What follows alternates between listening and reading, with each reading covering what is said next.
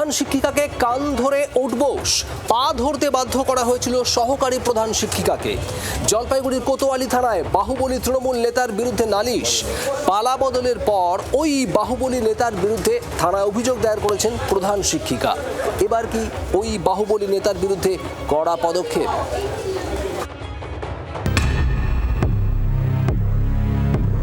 এরা দুজনেই শিক্ষিকা, একজন প্রধান শিক্ষিকা, একজন সহকারী প্রধান শিক্ষিকা।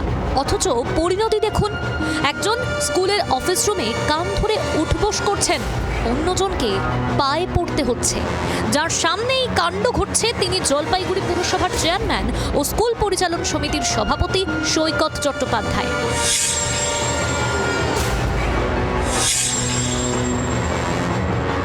জলপাইগুড়ির সুনীতিপালা সদর উচ্চ বালিকা বিদ্যালয়ের এই ছবি ঘিরে আলোড়ন।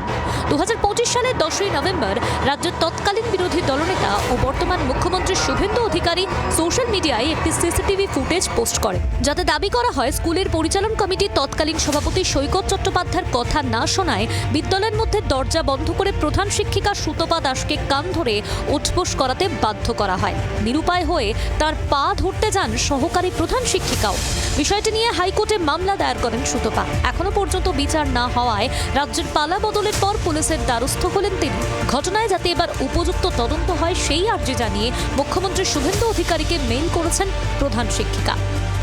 যিনি মিউনিসিপ্যালিটি চেয়ারম্যান, তিনি আমার স্কুলের প্রেসিডেন্ট ছিলেন স্কুল ম্যানেজমেন্ট কমিটি, এবং স্কুল ম্যানেজমেন্ট কমিটি তো এখন ভেঙে গেছে, যাই হোক তিনি কান ধরে উঠবোস করেছিলেন। যেটা সিসিটিভি ফুটেজে কেন এটা করেছিল? বাড়তি ভর্তি এবং স্কুলে তার কথা মেনে কাজ হচ্ছে না।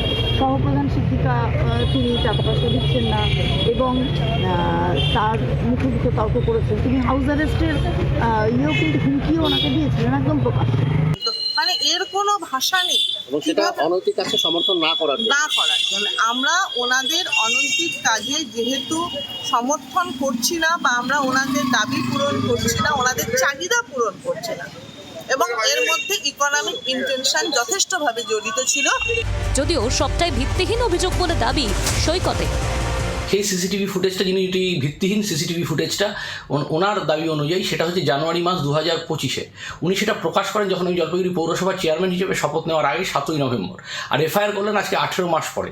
নির্বাচনের সময় তিনি কংগ্রেসের হয়ে প্রচার করে এখন বিজেপির কাছে আশ্রয় চাইছেন, সেটা তিনি চাইতেই পারেন, কিন্তু আমি এই মামলাতে প্রমাণ করে ছাড়বো যে উনি মিথ্যা, আমি সত্যি, এবং ওনাকে এই মামলায় গোহারা হারাবো। এখন দেখার পুলিশ বিষয়টি নিয়ে কি ব্যবস্থা নেয়। বিজেপি সরকারের আমলে এই ঘটনার জল কতদূর গড়ায় সেদিকেই এখন নজর।